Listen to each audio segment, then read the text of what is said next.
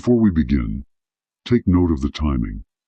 Our latest Patreon video, Why Women Become Inconsistent When She Feel You're Fully Invested, is already live, and it explains the moment desire starts to wobble. What you're about to hear explains why wobble is inevitable when you don't understand the deeper mechanics. And if you want coaching, the link is in the description and pinned comment. That option is for men who are tired of learning seduction through public embarrassment. Now here's the hook most people won't see coming. Seduction dies the moment you take it seriously. That's the paradox. The harder you try, the faster it slips away. The moment you treat attraction like a transaction or a performance review, you announce weakness. The men who succeed don't chase seduction. They play with it. And play, not effort, is the essence of game. Most men misunderstand seduction because they approach it like engineers. They want formulas, guarantees, and repeatable steps. They want to know what text to send, when to send it, and how long to wait before pretending they're not staring at the screen. They want certainty. And certainty is the one thing seduction cannot survive. Seduction is not built on logic. It's built on emotional motion, on shifts in rhythm, on tension and release, on the subtle pleasure of not knowing exactly where things are going. When you remove playfulness, you remove uncertainty. When you remove uncertainty, you remove desire. This is why simps are allergic to attraction. They are desperate to be understood, approved of, and locked in. They mistake seriousness for sincerity and intensity for depth. They show up with resumes when what's required is improvisation. They try to secure the outcome before the story has even started. Women, to their credit, sense this immediately. The ones who can play men are not cruel. They're perceptive. They recognize that a man who cannot play cannot lead, and a man who cannot lead emotionally will always be managed instead. Play is what separates seduction from begging. When a man engages with lightness, curiosity, and a willingness to risk losing, he signals abundance. He's not outcome dependent. He's not trying to extract validation. He's inviting an experience. That invitation alone raises his value. Here's the brutal truth. People are seduced not by how much you want them, but by how alive they feel around you. Playfulness creates aliveness. It introduces movement into the interaction. Teasing, timing, misdirection, and emotional contrast keep the nervous system engaged. Seriousness flattens everything. It turns seduction into negotiation and romance into customer service. This is why compliments fail when they're delivered like confessions.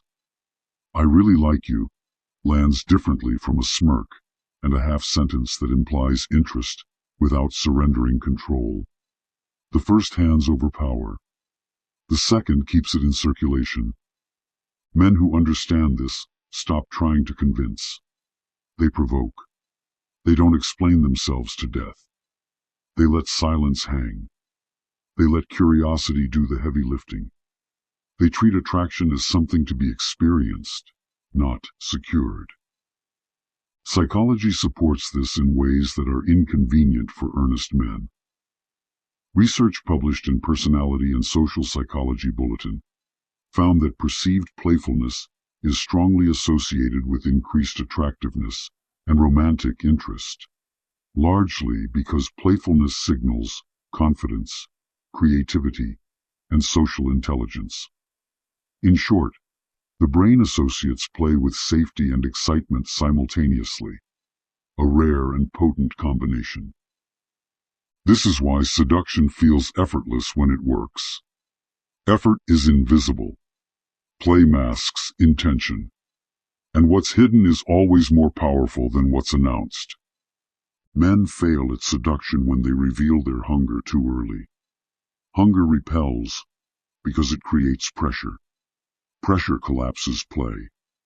Once someone feels responsible for your emotional outcome, desire suffocates under obligation.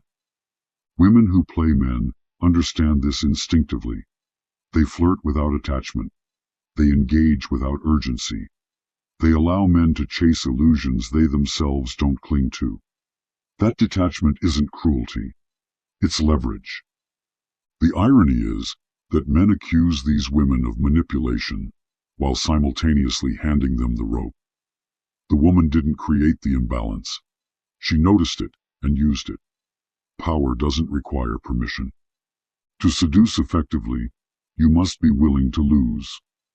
That sentence alone disqualifies most men. They enter interactions terrified of rejection, so they behave cautiously, politely, and transparently. They think safety builds attraction.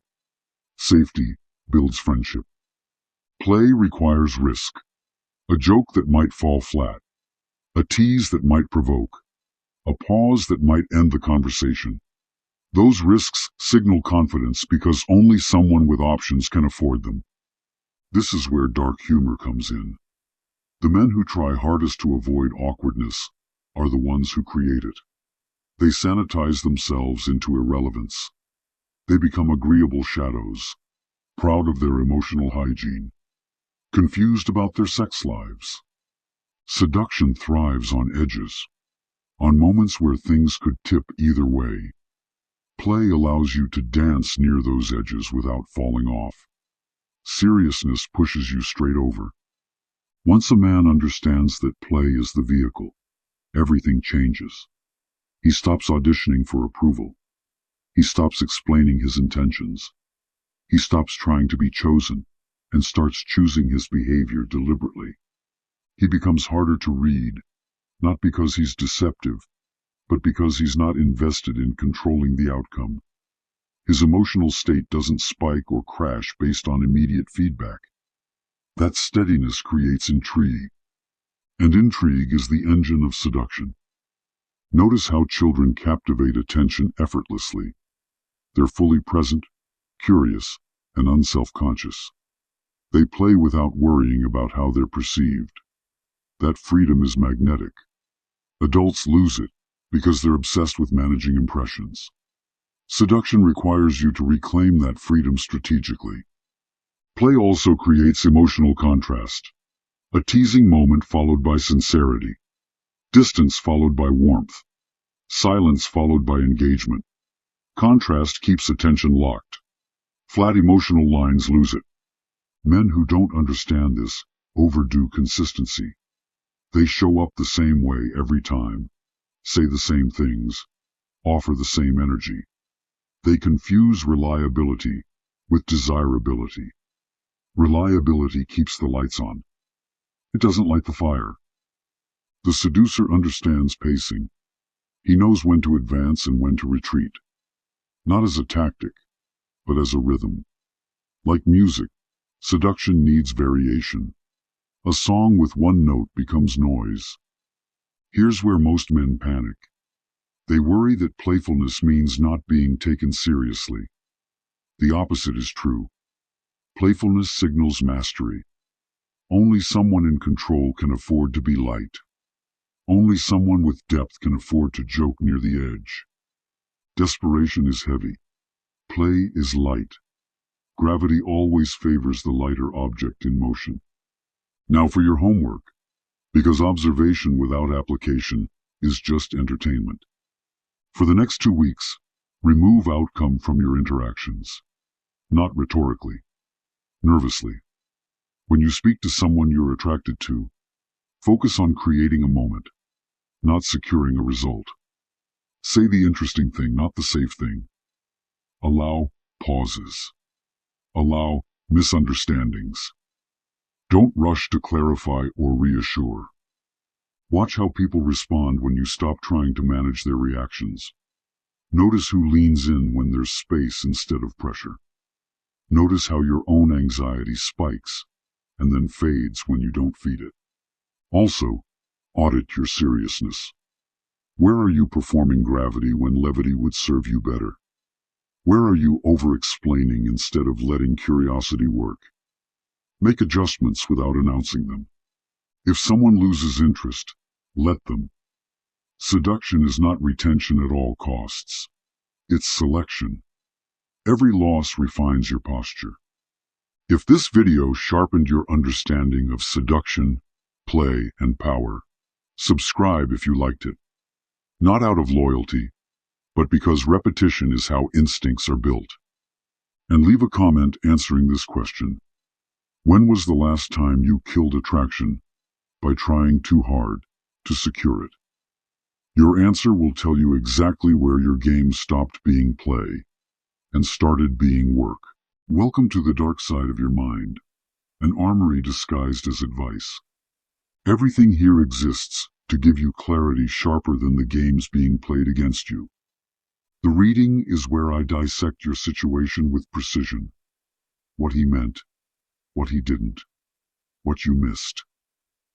About 1,000 words, plus one follow-up question to tighten the strategy. The case file is the full autopsy. A complete psychological breakdown in writing, plus a private audio message so you hear the parts most people avoid. One follow-up to lock it in. If you want speed, there's the whisper.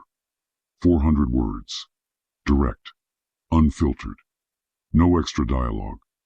If you prefer tone and voice, the weight of the message itself, the transmission gives you a private audio response. No follow-up. No hand-holding. And if your situation is messy enough for multiple angles, buy 2 services, and the third is free. Strategy rewards commitment.